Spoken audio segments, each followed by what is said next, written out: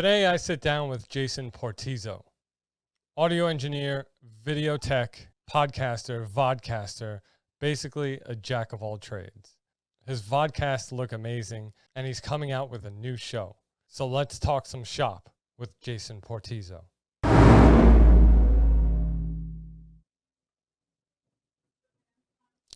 Today I'm sitting down with Jason Portizo. Jason, thank you for coming on the show today. How's it going? Dude, thanks for having me. I'm doing great. I had met Jason through one of the groups that he and I are both in, the Poddex community group. He had posted a video of a live stream that him and his friends put together for a podcast called Good One Keith. It was really funny. But what really impressed me was the quality of the video. You know, I was like, well, all right, wow, this guy's like on another level. So I had to message him. I had to talk to him. And I reached out to him, and he and I think we spent like half the night talking shop, and Yeah, you know, and it was just that's a lot. That's a lot less time I usually spend talking shop. So, yeah. So thanks for cutting me off at some point. I wanted to pick your brain a little bit and really talk to you about podcasting and vodcasting and how you got into it. So how did you start with podcasting? Because I know Good One Keith is the only one that's out right now, and you're currently working on a second show. We got one that'll hopefully be releasing next week. We'll talk about that a little bit later. Yeah. So my intro to podcasting goes back to, I want to say 2012 or 13 is when I did my first show. Okay. At the time, I owned a recording studio. It was a recording rehearsal lesson studio, and I was really kind of, the sole owner of the place and can kind of do whatever I wanted. And I had all these nice microphones and preamps lying around. Nice. The financial hump that most new podcasters have to get over was already taken care of because I already had all the gear. Yeah. And vodcasting wasn't really an idea at the time. YouTube vlogging was popular, but it was a very different thing. And it wasn't until the past year or two that the two really came together. You can thank Joe Rogan for that. But I forget if it was 12, 13, or possibly even 14. I think I want to say it was 2013 when this show came out. But my studio was called Ugly Door. Because we had a absolutely hideous story you had to get through, and we kind of leaned into it. It was cheaper to rename the business than it was to clean up the store. So So I had some clients and some friends. I've been involved in the local music scene. I live in New Jersey, so the Asbury Park scene has been home to me for a bunch of years. So I had a lot of friends who were gigging musicians, original musicians, and my show at the time was called Ugly Door Sessions. And we brought the musicians in to talk about whatever projects they had going on, introduce themselves, and things that you couldn't really, topics that you can get into with a local band that people outside the area might not necessarily know, that like a show on a larger scale, something like Bridge City Sessions or Audio Tree, or the ones that are doing these national bands. WKXP is another big one that I like, or Tiny Desk, where people already know these artists, so really just shut up and get to the music. Where these guys, I can get really into not only who they are, where they came from, but what their process is and who their influences are, and who might be a new potential fan of theirs that hadn't heard of them before. And it's always a give and take. We give the artist a little bit of reach that, to my audience that they might not have gotten to. I get a little bit of reach in my podcast into their audience that I might have gotten to. And there's always, it's a symbiotic relationship with any kind of interview show. Sure.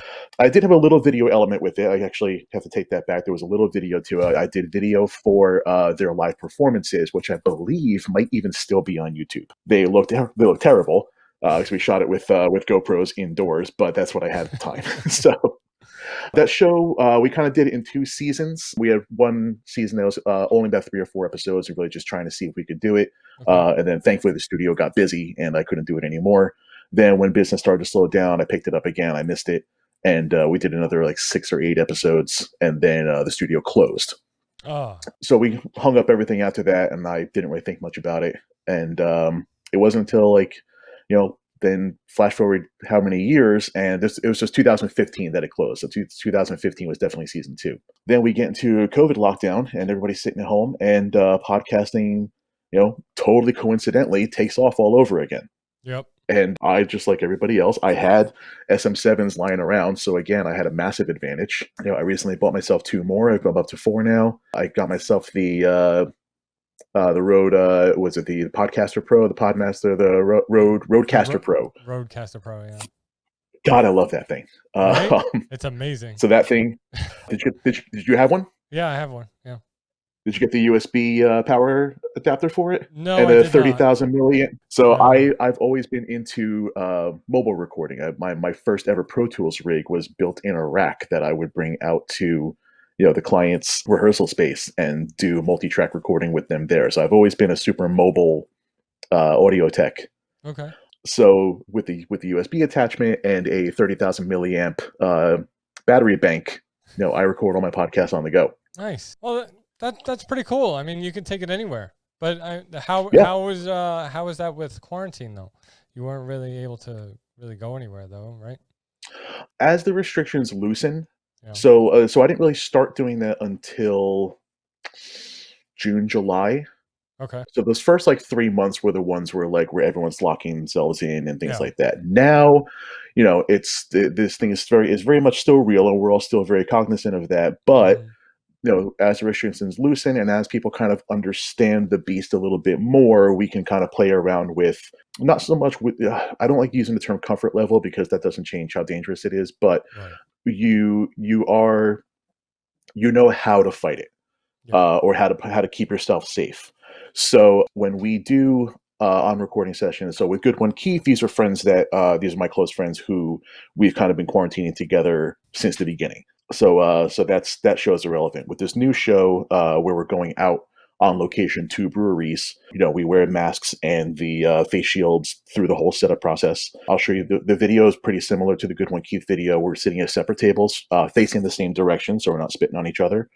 And for other AV work that I've been doing, I got one of those plexiglass sneeze guards that I put on my table in front of my A10 Mini, and keep myself separated from the talent that way.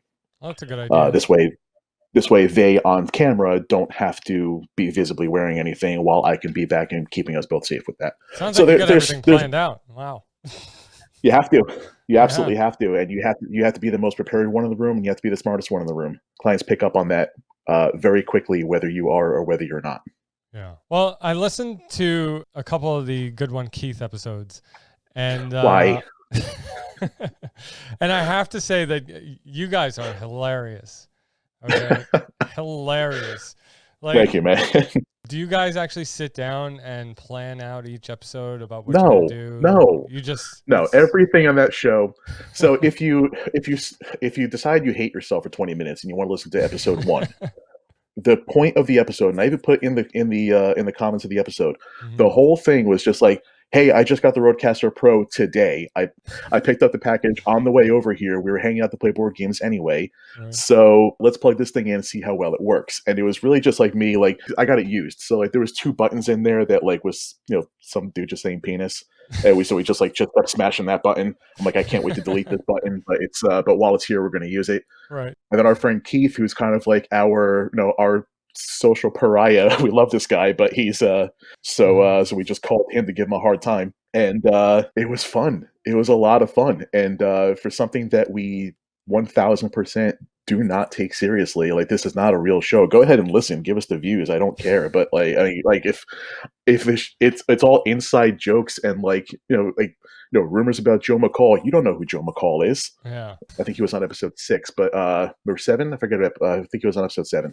But we got him into it to spread rumors about himself. It's everything on that show is completely off the cuff, and it's just us goofing around. Yeah. Which is probably the worst premise for a podcast you could possibly have. Well, no. I mean, there are a lot of podcasts that are out there that just it's off the cuff. It's just random, whatever they can think about. For people who are way funnier and attractive than we are, but yeah. Oh, come on. No, I mean, for guys who didn't really care about the show and were just putting it out to just have a good time, your video quality is amazing. Your set looks pretty good, and it's an all-around well-produced show. So that's what's funny about it, I think, is that, it's actually good quality. And then you guys just sit there and just like make fun of this guy, Keith. So, but I don't think we dislike him. He is one of my favorite people in the world. But he just opens his mouth and just dumb things just come out just uncontrollably. So I know you do have a production background as far as Yes. audio, but when you first got in front of the camera to do one of these things, how were you? Were you camera shy? Were you, nervous? No, I've got a background as a musician. I've been performing professionally and even full time in certain years since 2009, 10. So Okay. I've got no Mhm. problem, jumping up on a microphone and talking to people. And then, I still perform now way less than I would have. I think I did 3 gigs this year where I would have normally had, 50 plus.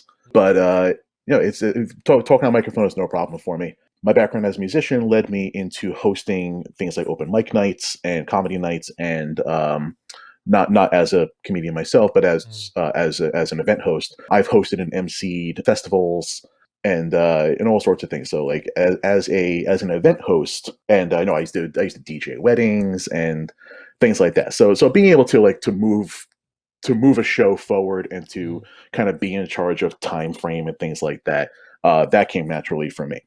Well, see, right there, I think you have an advantage over most podcasters, because Sure, maybe. you have that kind of background. And then when podcasters make the move into vodcasting, then, because I know a lot of them, they're afraid, they're afraid to get in front of the camera.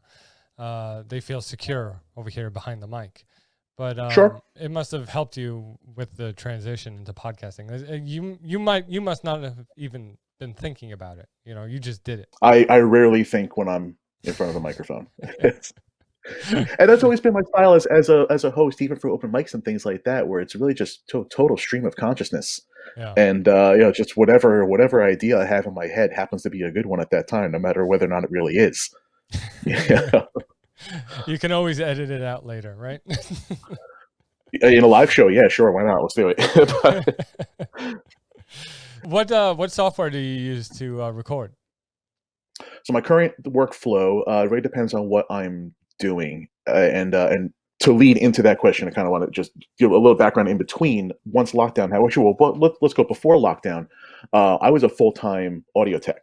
Right. I was a front of house concert engineer for 3 different venues in Asbury Park. I was the lead tech for 2 of them, and I made my living doing concerts. So when concerts went away, I had to change how I did things.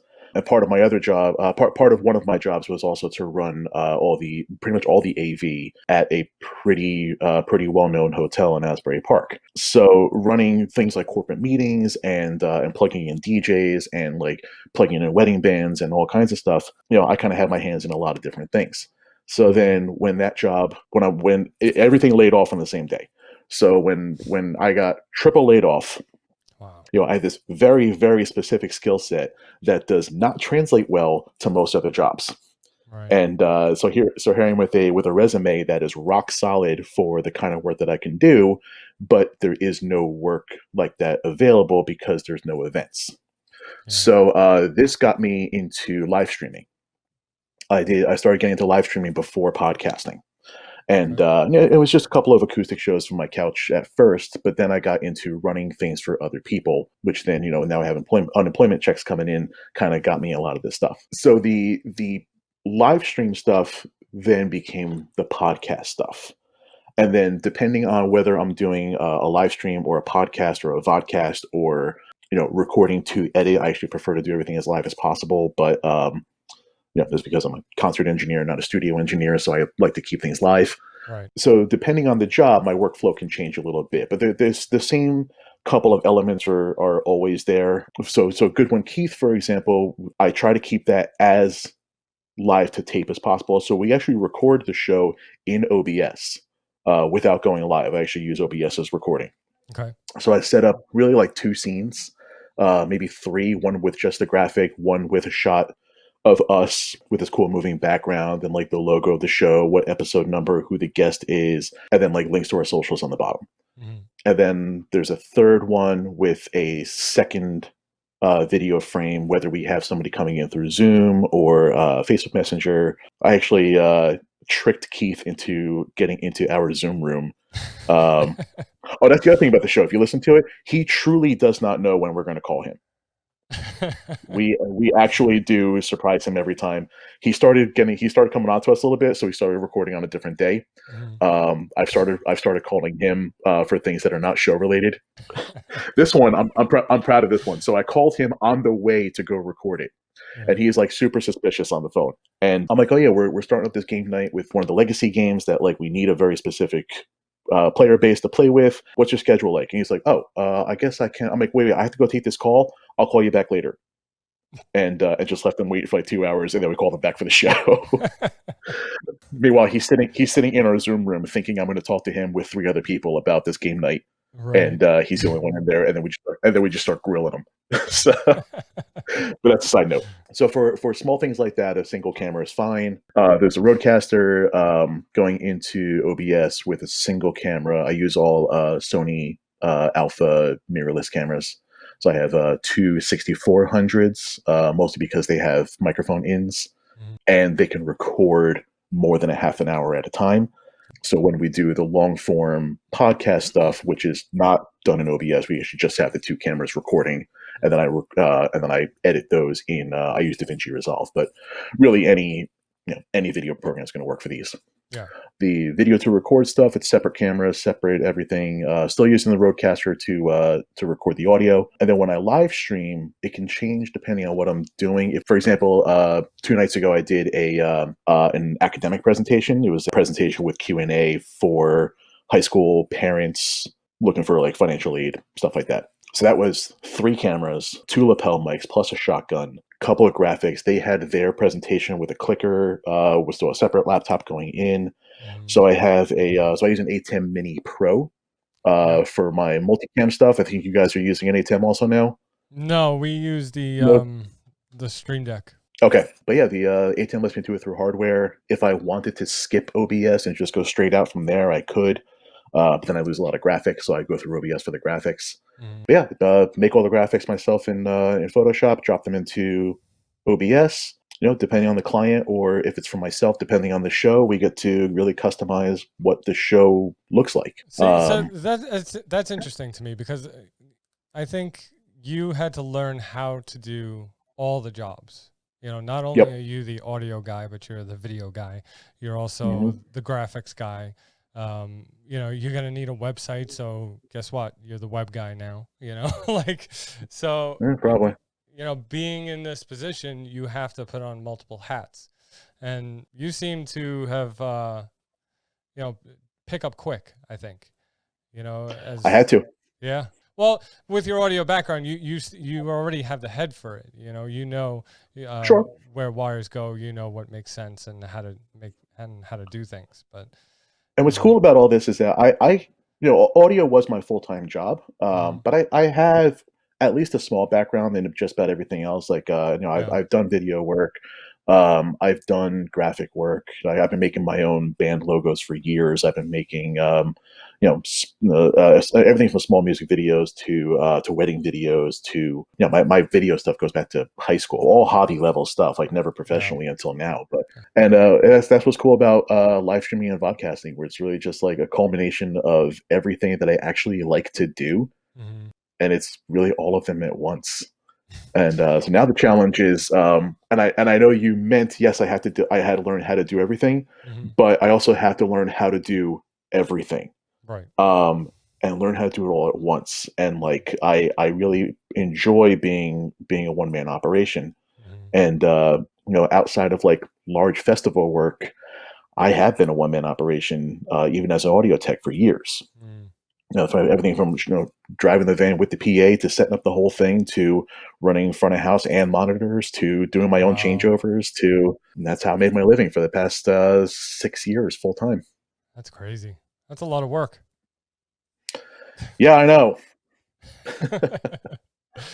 So, speaking of things you like to do, talk to me about a little bit about this new podcast you're coming out with. Sure. So it's called Fight in a Pint.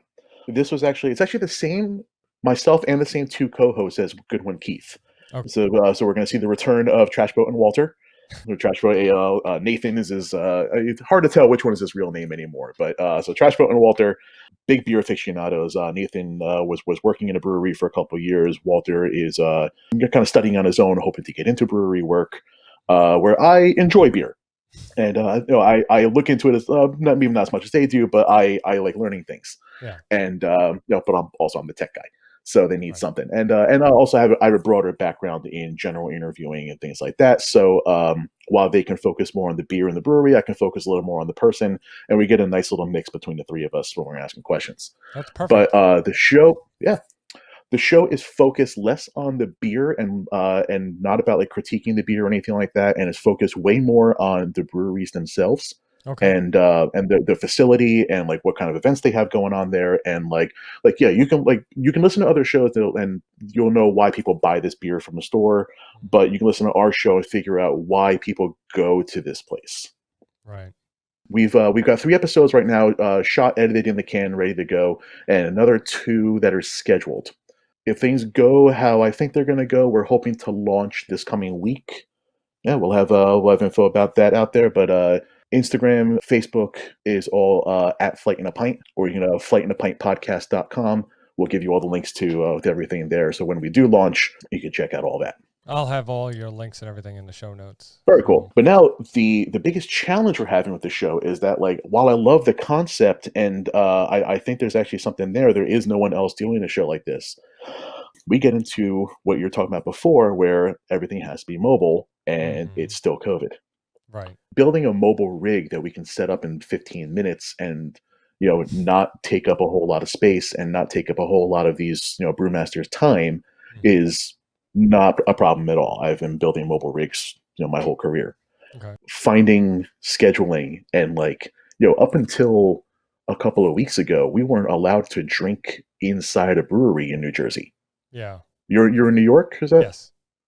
Yep. Okay, so I think you guys might have been about as tight as we were, but Pennsylvania has been allowed to drink indoors for quite a while longer.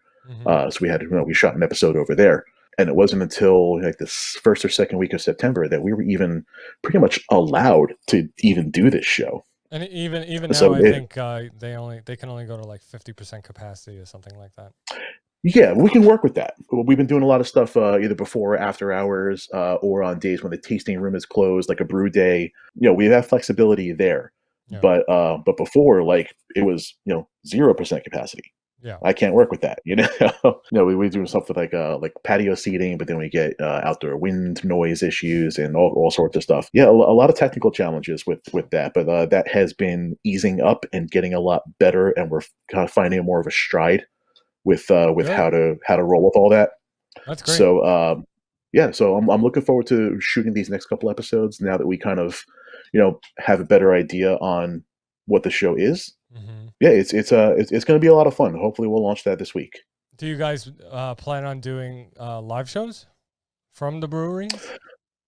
Plans, possibly. Right now, we're the goal right now, and the game plan right now is to stay the course, do what we want to do, establish what the show is. Yeah. And then when we get a little bit of a fan base and things like people who would actually want to watch stuff like that, we have plans to do some live streams from possibly like can release parties, bottle release parties that a lot of people like line up for. So we'll like jump online with everybody else and start live streaming from there. We can do that from our phones with a little microphone attachments for the phone. Yeah. We have plans to live stream from beer fests. There's AC Beer Fest coming up later this year, and there would have been Asbury Beer Fest, but that's going to come back next year. But we have plans for some bonus content, special episodes like mixed bottle packs, and drink them from home. Some beer games that we can play from home, some guessing games. We actually got it's actually really kind of similar to pod decks. There's a deck that will ask you questions to pit 2 beers against each other, and you kind of blind taste them, kind of play this little card game with them. So we'll have some bonus episodes with that. Those could be live streamed. Oh, that's cool. That's cool. Yeah, streamed and then possibly edited to put out for bonus episodes. There's all kinds of stuff. That's one thing that I like to pitch to my stream clients or my podcast clients, is to do kind of what we're calling it the triple threat package, where we set up everything as a live stream with video, put it out as a live, record it as we go, and then I send them back an edited audio podcast and vodcast. So Okay. they do the episode once, and they have triple the content for it. Right. So I'd like to see that become more of a trend. I think But that's a good thing. I mean, it's kind of like repurposing your content in a way, because I know a lot of podcasters, they'll record on video for a vodcast for their episode, every episode, and then they'll rip the audio from that vodcast and put it up as a podcast. And then, or they'll take little bits and clips of the audio or the vodcast and put it up on Instagram. They'll put it up on Twitter. Yep. And I've been doing both those actually. So my editing process has been to mix the audio first. So don't worry about editing. Just mix it. Yeah. Drop that into the video editor. Link all the clips of those two cameras and the audio. So link all those clips. And then when you're editing out your ums and uhs and your run-on sentences and your questions that just didn't work, that just need to entirely go, right. we edit them all at the same time. Yeah.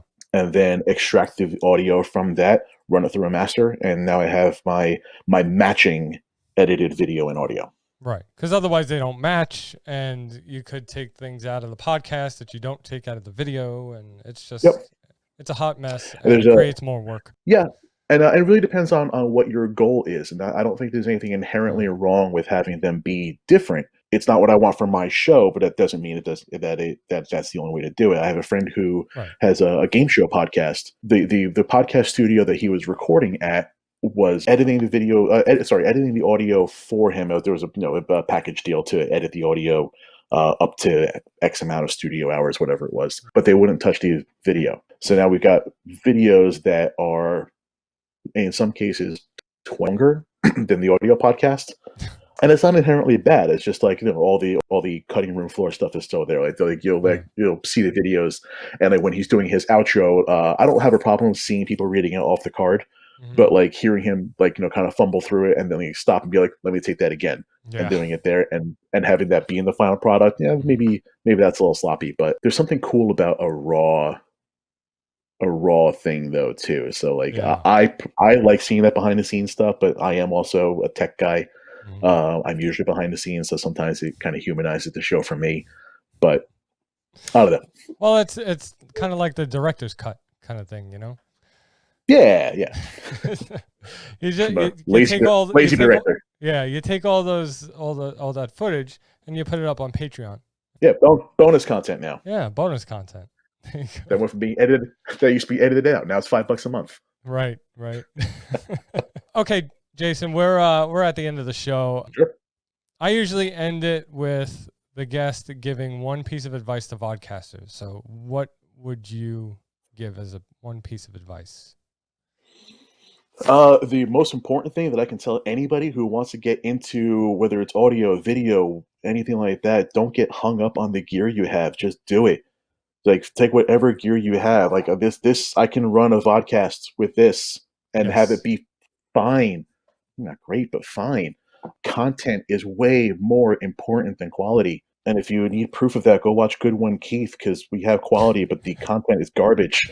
So, but no, seriously, like the way I like to do things is, and the way I have over the years, and I've built this a mass of equipment over years and years, but I didn't do it because I want to do a thing, so I go buy the thing. I do the thing, realize what I need to do the thing better, and then go buy that thing if it makes sense. Right. Also, I am in a position where I'm also selling my services. So like, will this thing make me more money, or am I going to spend more money on this thing than I will get in return? So it depends on, what your approach is and what your end goal is. But if just do it, just like shut up and do it.